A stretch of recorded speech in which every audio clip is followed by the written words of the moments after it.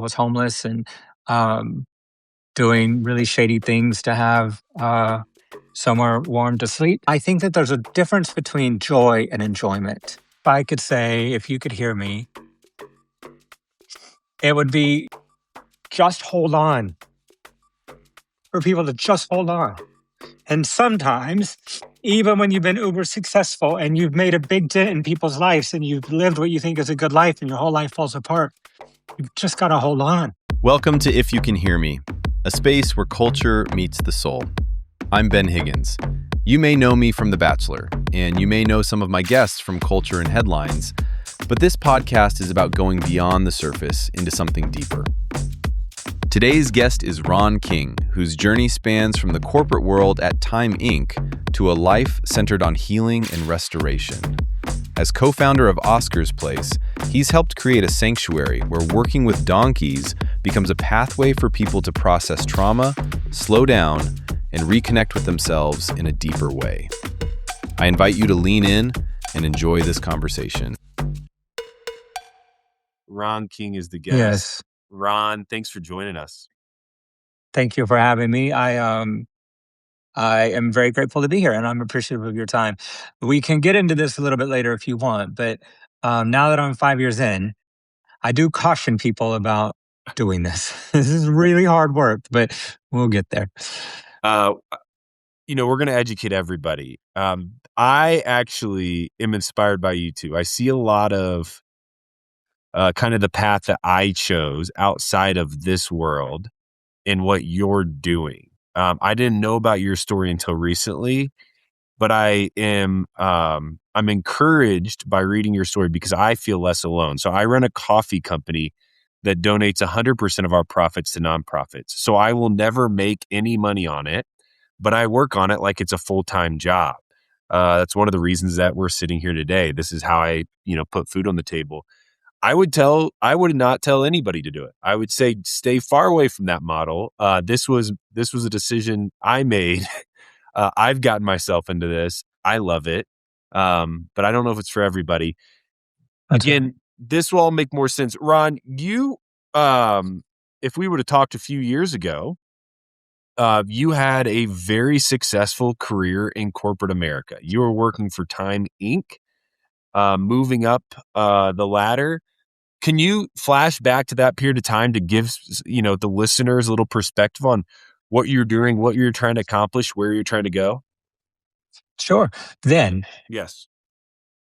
So I have had a very random life, full of chapters that I feel very lucky to have been blessed with, but none of them actually happened because I was wise or strategic or graceful.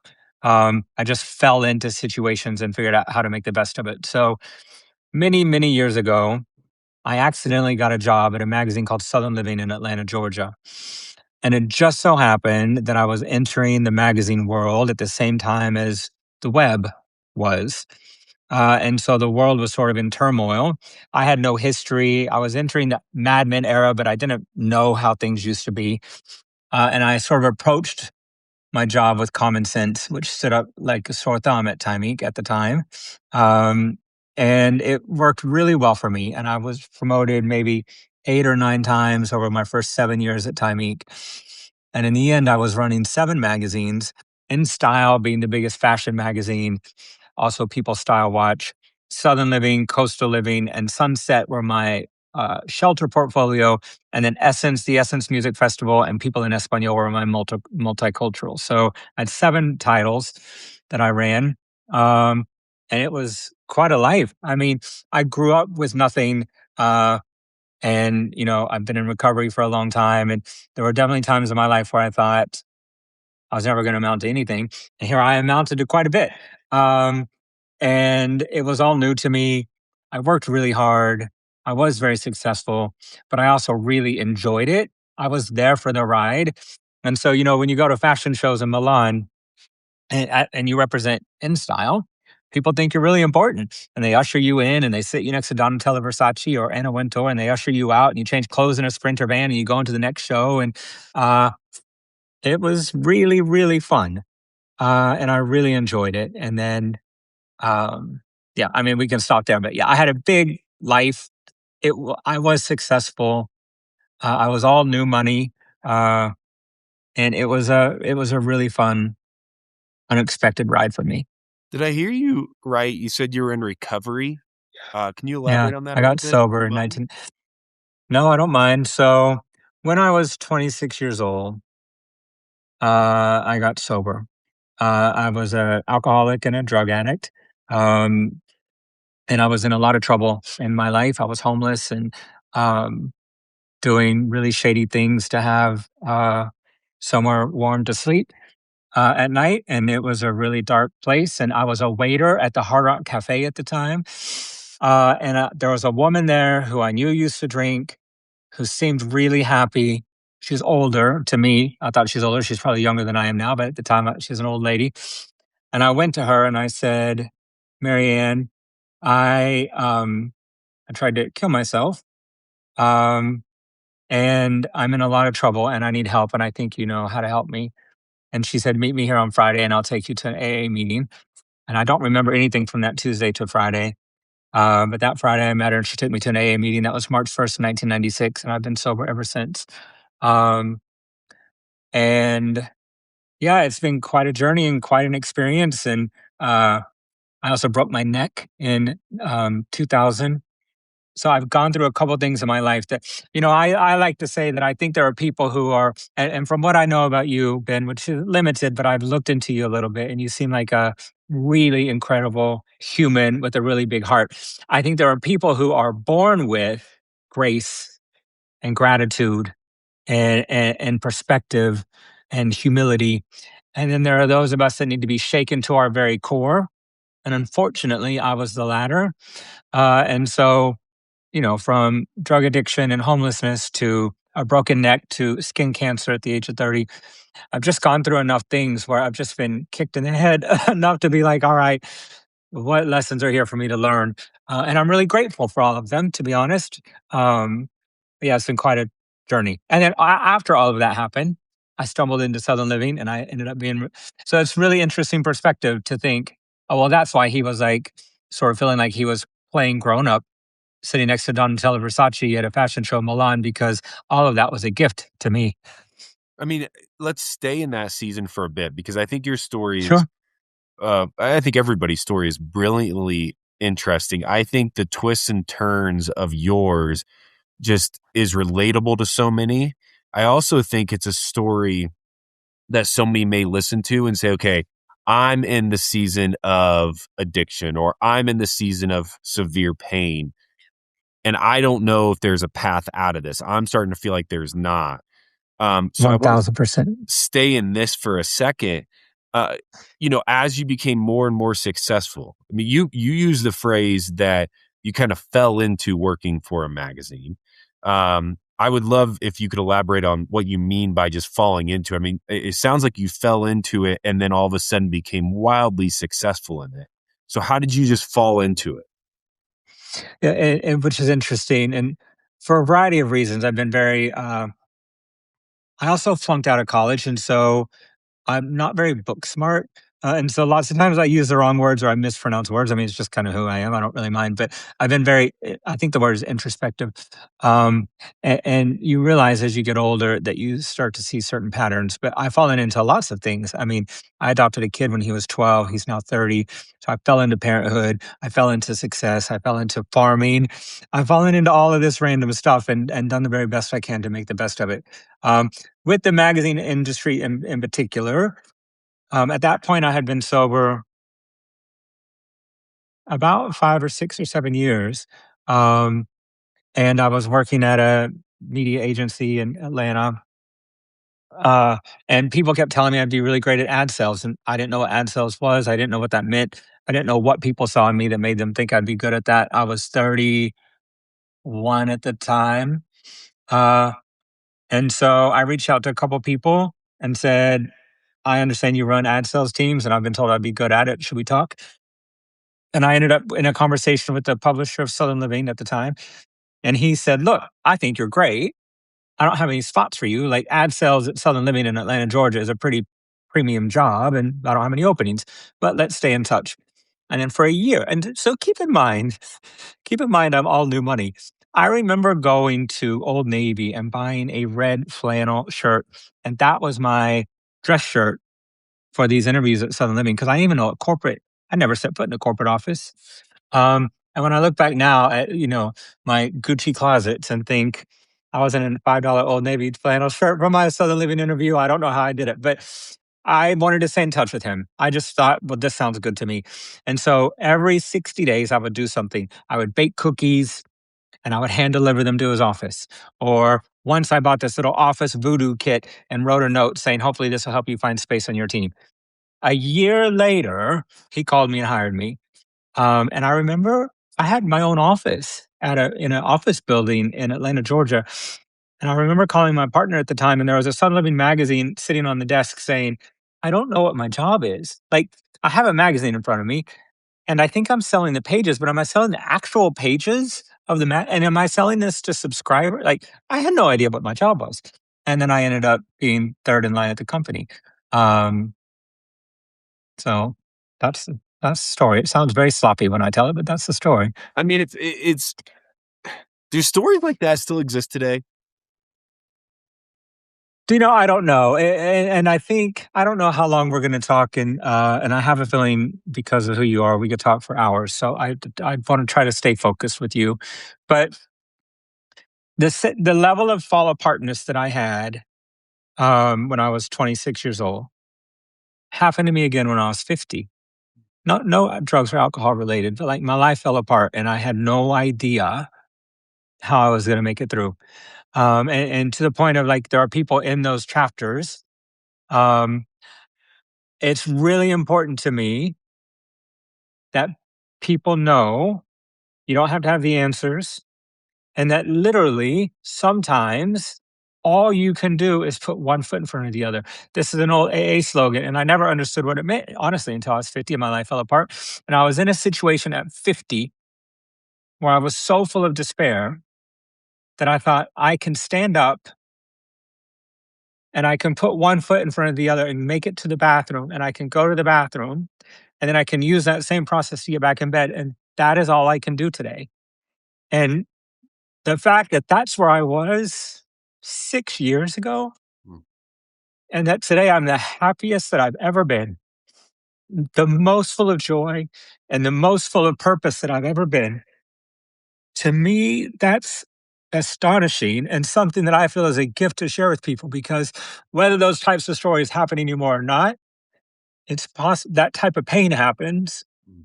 and it is possible. I think one of the great tragedies in life is that we have to learn our own lessons. Mm. I wish I could tell all kinds of people all kinds of horrible things that I've been through and painful lessons that I've learned, and they could skip that. It's just not the way life works. Um, God knows I've tried. But I think by sharing these stories, then at least somebody feels some connection when they're in that space, learning those lessons for themselves. It's you said this 10 minutes ago that you feel not so alone. Mm. And I think maybe that's the purpose of selling our stories, right? Or telling our stories. Not that people will avoid their own pain, unfortunately, but that when they go through it, they don't feel alone. Ron, You made me cry at 10:46 in the morning, and that's not a very well, easy I thing to record do. at this time most weeks, and there's usually tears on my end too, so you're good. We're just in it Okay. together. Ron, I buried the lead. Obviously, I did not want to skip past the brilliance of your life up until 50. Because yes, it wasn't easy, and yes, there are spots that you can say cause deep pain, but all those were lessons learned, and those are beautiful moments for us to now look back on. And I think it helps us make sense of where you are 100%. today. You said you're the happiest you've ever been at 56, 6 years later, which is Yeah. amazing, which is an amazing statement. And there's obviously a big reason for this. And I would love for you to tell the story of kind of where you're sitting today. What more uniqueness has been brought to your life, how it happened. Just dive in for us Sure. because I think people are going to be, I think it's going to make them pull their car over and go, let me rewind that. Like, what? Yeah. What did he say? Every time I tell it, and I've told it a lot lately because now I have a show on ABC. Um, I've told the story a lot, and every time I tell it, I'm like, it's not believable. It's so far fetched. But um, so Time Inc. Imploded because people stopped reading magazines, um, and was eventually bought by another company. And as part of that purchase, I took a package. Now, I've shared with you that I'm new money and new corporate, and then I flunked out of college. I didn't even know what take a package means. I don't even think I could define the word severance when I got it, but it was a year and a half of really good pay. Yeah. I was shocked. I don't remember signing the contract. I was like, holy shit, this is amazing. Um, so I took the package. I left Time Inc. Um, and then I took some time off and just sort of played, did what I'm a little bit of I don't know if I'm a workaholic, but I worked very hard. So I enjoyed the time. I learned what binge watching meant. Um, and then I started looking for work again and I couldn't find it. And I realized a couple things. One is that I had aged out. So I get quite a bit of work done on my face and lots of Botox, and I dye my hair and I dye my beard. And so I sort of forget myself how old I am. Um, but I had aged out of media. Nobody wants to hire a magazine guy, and I had made my name in magazines, and I couldn't get a job. And I was really good at what I did before. And everyone who worked for me, and everyone who I worked for, and myself included, everyone knew I was going to have the job of my dreams. And to me, I had identified that I'm very passionate about uh, the multicultural space and trying to be as helpful as I can. Um, so I wanted to work at Complex or Vice. I wanted to do something that I thought this like boring corporate work I do will make a difference. And I interviewed with both of them. Neither one of them wanted to have anything to do with me, and nobody would hire me. Even for junior jobs, I wasn't getting hired. So I started to panic. On top of that, I made some bad decisions. I spent a lot of money I shouldn't have spent. I invested in things that I shouldn't have invested in. Um, and I spent my retirement. I was living beyond my means. I got a really unfortunate uh, health diagnosis, and I had to move out of my apartment and return my leased Mercedes. So here I was at 50, having lived all of this life. I've helped a lot of people. I've been a really good person. I've been a really good boss. I've been very successful with no savings, no operating budget of my own, and now no apartment and no car, and a ridiculous health issue. So I was very confused how this happened to me. Like, I've made the best decisions I could. Uh, I've worked really hard. How am I back where I was at 26, but without the drugs and alcohol? And I went to a really, really dark place. Um, and I didn't know what my future was going to look like. So, so the I was staying in someone's house, a gentleman named Phil Selway, who said, "Come stay in my spare bedroom while you get your feet under you." Um, And during that process, Phil said to me, I bought a property in Northern California that I was going to turn into a farm animal sanctuary. The person that I put there to do it misspent a bunch of funds, and that relationship has ended, and that person has moved to Mexico. I need to abandon that dream and unload this house. Will you go up there and oversee that for me? Because despite the fact that I'd made a lot of bad life choices, um, and nobody wanted to hire me, I still have a skill set that is beneficial. And so it was only because of COVID that I agreed to come. So nobody was going out for sushi. No one was going to the movies. No one was doing anything. Just a gorgeous house and a gorgeous piece of property. And I was like, well, there are worse places you could be quarantined than Hopland, California. So sure, I'll go. So I came out here uh, and was just sort of piddling around. I started to meet some real estate agents. A couple of people had looked at it. What happened at the same time is that I have a friend named Evelyn Webster who's one of my best friends, and she had been saying to me, Ron, please figure out what brings you joy. Mm. And I was like, will you please stop harassing me about that? Like, I fly first class everywhere I go. I sit next to Donatella Versace. I drove before I turned it in a Mercedes AMG. I have more Gucci suits than most people have. Like, I am full of joy, Evelyn. Stop asking me. And I know it sounds like I was being a jerk, but I really didn't mean it. I really did think, why does she keep asking me that? Like, most people want my life. I'm full of joy. But when I was here with no distractions in the country where it was quiet, I remember going on a walk, and I remember at the time on that walk thinking, Evelyn gets on my nerves how she keeps asking me about joy. And I sat down on the side of this hill and I was like, you know what? I think that there's a difference between joy and enjoyment. Mm. I think that all of those things that I list are things that I enjoy. I enjoy wearing Gucci and driving a Mercedes, but they don't give me joy, do they? So am I here to learn at the time now I was 51, at the age of 51, that joy and enjoyment are two different words with two different meanings? Um, and that thought changed everything for me. Realizing that there's a difference between things that I enjoy and things that bring me joy helped me completely reframe my life at the age of 51. So then I thought, wow, I've really had this all wrong. So what does joy mean to me? And so I thought, when have I been joyful? And I thought back in my life at times that I actually in my heart felt joy and looked at the common denominators. And the common denominator was that I was having an impact on something other than me. I was helping somebody. I was doing something to make the world a better place. And I was like, oh, so for me, joy means impact. Mm. Now, I'm kind of tired of humans. I'd really rather not keep helping humans, if I'm being honest.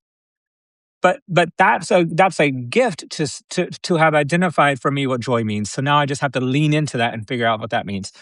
3 days later or 4 days later, I'm laying out by the swimming pool in a Gucci swimsuit, scrolling TikTok, and I see a video of a woman at a livestock auction saving donkeys that are destined to slaughter, that are going to load on this truck and be shipped to a slaughter facility. And I was like, what?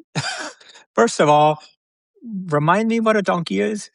Second of all, why are people slaughtering donkeys? Now, the brilliance or the higher power or the serendipity of this is why on earth I was shown that video. So these algorithms are really smart. And I'm going to be very honest with you. My TikTok algorithm is shirtless men and scare prank videos. Those two things I watch all the time, right? So I can watch scare prank videos all day long. They make me laugh so hard. So TikTok knows my algorithm. Why did it show me an animal slaughter video? That makes no sense to It me. doesn't fit either It, of those. No. it doesn't fit. And I wasn't even really an animal guy. And every time I say that, people kind of look down on me. And I don't mean that I disliked animals. I just mean I wasn't an animal guy. I wasn't like watching dog videos on my phone. So I was like, why? So I Googled, why are people slaughtering donkeys? I read an article on The Guardian. I read an article on NPR. What stuck out to me was that nobody's helping donkeys, that donkeys are sort of a beast of burden, that donkeys don't serve any monetary value to humans. Now that we have tractors, we don't really need them, that there are thousands of people rescuing horses, and that there's a $1 billion industry behind cattle and goats and sheep. And I kept searching and kept searching. And there are some people, but there are very few people helping donkeys. And I think I related to this idea of helping somebody that people weren't really helping. Hmm. Um, and so I was like, well, I think that's it. Here I am on a property that my friend wanted to be an animal rescue. I've just identified that for me, joy means impact. And I've just learned that donkeys are in trouble. So I wrote a business plan. I did a bunch of research. What does it take to operate a nonprofit? Phil, who owns the property, came up to see me. We went to breakfast at the Bluebird Diner in Hoffman, California. And I said, so I have a proposition for you. If you take this place off the market, I'm going to rescue donkeys and I'm going to turn this into a donkey ranch. I'm going to make your vision of animal welfare come true, just donkey specific. And like, I used to get manicures and foot massages in my office every Tuesday. Like, this is not something that would come out of Ron King's mouth. And if you were to interview Phil today, Phil would tell you that he was so shocked at what was said, probably questioning my sobriety, if I'm being honest. he was so shocked at what I was saying that he kind of nodded his head out of disbelief, and I took that as a yes, and I went off and running. Um, and I opened a donkey sanctuary, and I was like, oh, I've never met a donkey. What if I don't like them? So I got 3 donkeys. I fell madly in love. We just celebrated our 5th anniversary. I've saved 485 donkeys. I have 220 here on this property behind me. And I've never been more tired. I've never worked harder. I've never dealt with more heartbreak. So it's not easy, but I am completely full of joy. And I know I am so clear how much I matter.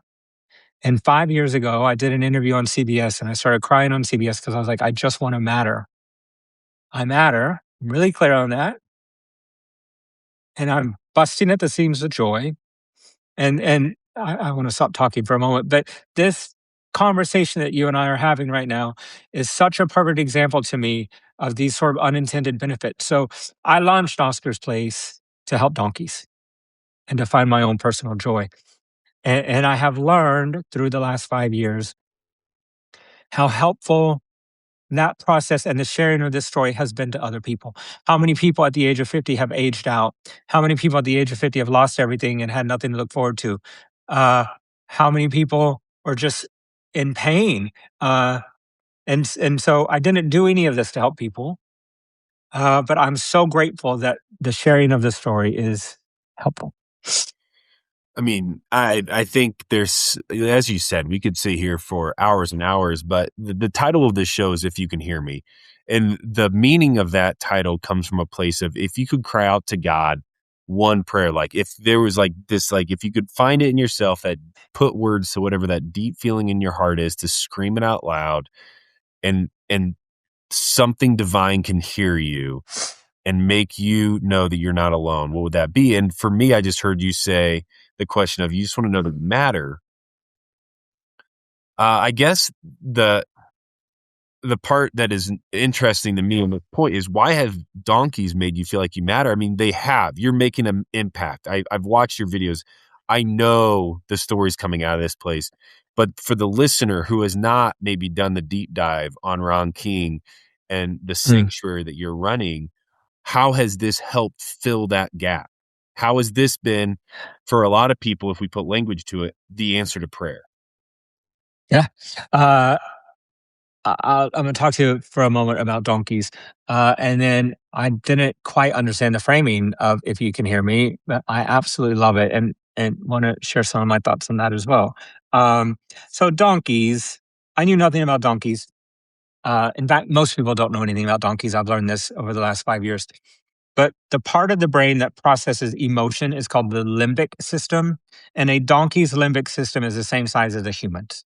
So their capacity for emotion is far greater than that of a horse and on par with that of as a human. So I believe donkeys behave way more like dogs than like horses. Mm. So my donkeys come to me when I call them. They follow me around. They nudge me for love. If you watch my videos, you've seen donkeys hug me and they smile when I'm hugging them. Uh, and you feel a real heart connection to these creatures. And it's an unbelievable feeling, a feeling I had never felt in my life. My best friend is a donkey named Viejo. Um, he's gorgeous and chill and sweet. And, I make Sophie's choice and life and death decisions every week. It's the hardest part of my job. Um, and I hate it. And I used to do sort of those decisions by committee. And then I realized I was the one that raised my hand for this job. This is my responsibility to carry, not the people who work for me. So when donkeys live and die, and who lives and who dies, and how long they live, and all of that is on me. Um, and when I need to heal, or when I just need to be, I head out to the pasture and I find Viejo and I sit by a tree with him, and he hangs out with me. Um, Yeah, he's my best friend, and I've talked to many reporters. The reporters have come out to meet Viejo, and they have said, "Oh, I don't think I would admit to anybody that my best friend is a donkey." And I'm like, I don't know. I don't find it embarrassing. I think it's really cool. Um, so donkeys are very emotional. They're very in tune with people. Their heart syncs with yours very quickly. Um, It's just this idea of like, I imagine all creatures have this capacity in some form. Um, but it's just a connection, and it's a connection with the animal that happens to be extremely emotional. So they're really awesome animals. The I don't find it embarrassing because it's true. And I think the truth, if we hide from the truth and we can't communicate what's actually happening in our lives and the things that we're feeling, then we're living by a facade. And I'm sure if I made this statement, because I have done it so much of my life, is I've lived underneath the mask that has ended up pushing me into the worst seasons of my life. But when I live by the truth, and I believe the truth can set you free, then I don't know if things get easier, but at least they're easier to bear. They're easier to walk through. Um, That's right. you're 5 years in, and you Yep. mentioned a show on ABC. You Yes. said I have a show on ABC. What is that? How did this come about? So in the beginning, when I launched, I think I got quite a bit of press, and I think they were making fun of me, if I'm telling the truth, because I don't know that anybody thought it would last. And like, it made no sense that I was shoveling poop.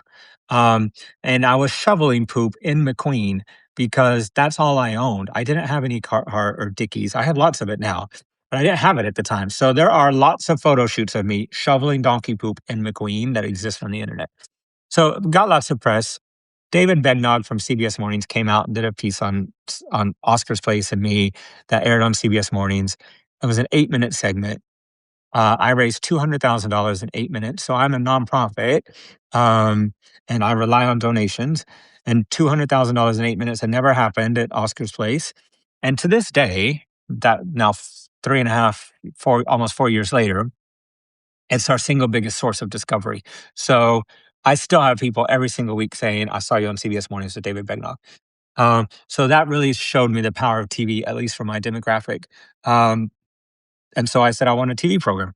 I'm gonna instead of so when you work in animal welfare, you buy a list of people who you say, I want everyone who makes 75,000 plus and has two cats at home, whatever you buy, and they give you that data, and then you bombard them with direct mail. That's what everyone does. And so if you're on that list, you have stacks of mail every day asking you for money.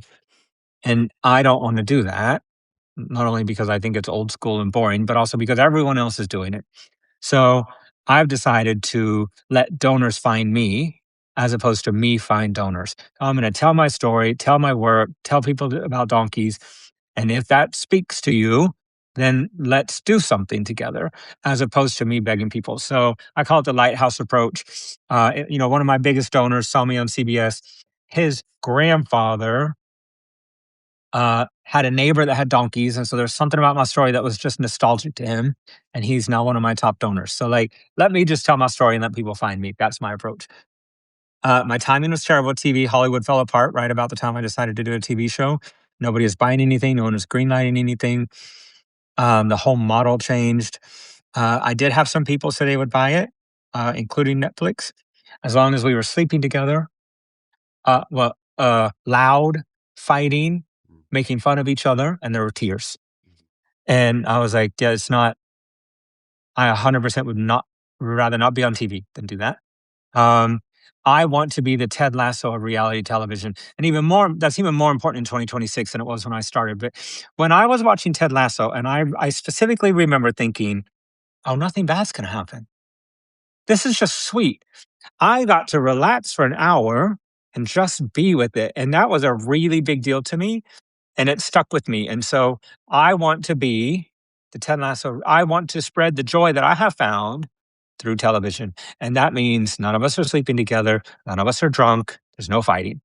Um, and it took a long time to find Monument TV. They completely got it at their production company. They completely got it.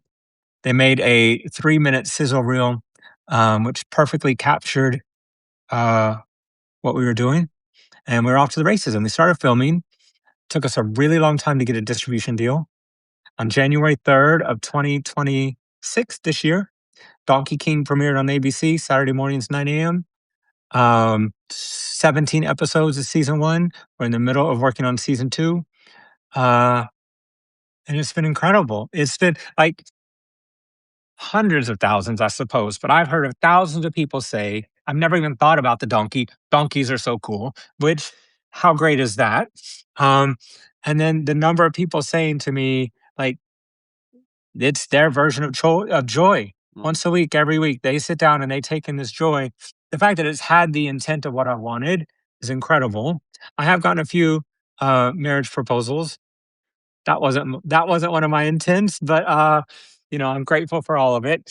Yeah, so I have a show on ABC. I'm so grateful. It was not easy. Um, yeah, it's called Donkey King, and I'm very proud of it. Saturday mornings, if people want to listen. First off, congratulations. Thank you. Ron, again, I mean, it feels a little bit unjust to sit here for 40 minutes and say, okay, let's start at 26, let's lead up to 56. But you've done a tremendous job at, you know, explaining and clarifying the twists and the turns. But really, my final question for you is, how often are you able to take a step back and maybe sit with Viejo and I don't want to put an emotion on it, but take a step back and just get a picture of where life has taken you, of the twists and the turns, and now you sit here with a show on ABC at a donkey sanctuary after years in corporate America, and not just corporate America, in the world of fashion. And just, what is it like when you do get the moments of peace to just process all this? It's a great question, and it doesn't happen often. I think, which is why when I do talk about it, I get so emotional because this is a really heavy job. So, for anybody who wants to get into animal welfare and rescue, it's a full on corporation. I have HR and accounting and legal. I have workers' comp. I have 21 employees. Um, it's a full on admin heavy, really difficult job. And I'm growing as fast as I can grow to do as much good as I can do, financially responsible. So I'm busy, and I don't stop very often. I did realize for my own sort of mental and emotional health, right now I'm trying to work 50 days and go away for 4. So I'm on for 50, I'm off for 4, I'm on for 50, I'm off for 4. Because when you live where you work, it's very hard to get that disconnect. But I don't sit down often and talk about how far I've come and how grateful I am and how amazing that I landed on my feet. And so when I do, it's a real gift. And so even if we never got to share this podcast to anybody, this 45 minutes has been a real gift for me. And I thank you for that. Um, you know, if you don't mind, I'd like to go back and visit the if you can hear me concept because that really spoke to me when you explained that. And I think if I could say, if you could hear me, it would be like, could we please skywrite? Just hold on. Like, I think it's so important for people to just hold on. And sometimes, even when you've been uber successful and you've made a big dent in people's lives and you've lived what you think is a good life and your whole life falls apart, you've just got to hold on. Um, these new chapters and these next chapters and reinventing yourself in your 50s, that's all amazing, but like sometimes we have to get out of our own way. We have to let go. I was holding on so tight to what I thought my life was supposed to look like, and thank God I let go of that. So just hold on, get out of your own way, and lean into joy. But in the concept of, if I'm asking God, can you hear me, I actually don't need or want anything for myself. But if we can say those 3 things to people in pain, just hold on, get out of your own way, and lean into joy. What a gift that is. So Hmm. that's my version of, can you hear me? If you can hear me, let's figure out how to help people hold on, lean into joy, and get out of their own way. I forget, and I apologize, at the friend who kept nagging you to find your joy. Evelyn. Have you ever gone back to her? Oh, I see her all the time. I'm going to see her. Tonight. I'm flying to New York to do Kelly Clarkson's show, which I'm super excited about. Oh, yeah. And I'm going to see Evelyn when I'm there. Yeah, and we laugh about it now because, how stupid was I? But how grateful am I that I course corrected and that she kept asking me, even though I rolled my eyes every time she did. I also think I hear that, and it's such a lesson in friendship. She obviously loved you and loved you enough Yes. to care and loved you enough to drive you a little crazy, even when you were pushing her away, to say, no, I see something in you, Ron, and I'm going to keep leaning into this because I'm not doing it to drive you crazy. I'm doing it because I love you. So That's right. we need friends. And I'm not an easy person to be that person to. Yeah. So I'm really grateful that she did it. Yeah. Well, hey, Ron, as we say goodbye, if somebody listens to this and wants to support the mission that you're doing, what's the best way to do that? You can go to oscarsplace.org or donkeyking.com. They both take you to the same place. And, our capacity to help donkeys is directly proportionate to the amount of money we raise. And so, becoming a monthly donor at any amount is an incredibly helpful way to help us continue saving donkeys and rehabilitating them. But also telling people about it, sharing it on Facebook, sharing it on Instagram, watching the TV show. You can support us in a lot of non-financial ways as well. But all of that can be found at oscarsplace.org. oscarsplace.org. Ron King, the Donkey King. Thanks for joining us today. Thanks for sharing your story. It's a beautiful one. It's one Thank you. that encourages me and inspires me. And I appreciate your time and your ability to lean into joy in the midst of seasons that feel like, hey, I don't know where to turn. Thanks for coming on. Thank you for having me. I'm really grateful. It's nice to meet you. You too. Hey friends, thanks for listening or watching. Would you take a second, follow, subscribe, and drop a comment? It really helps.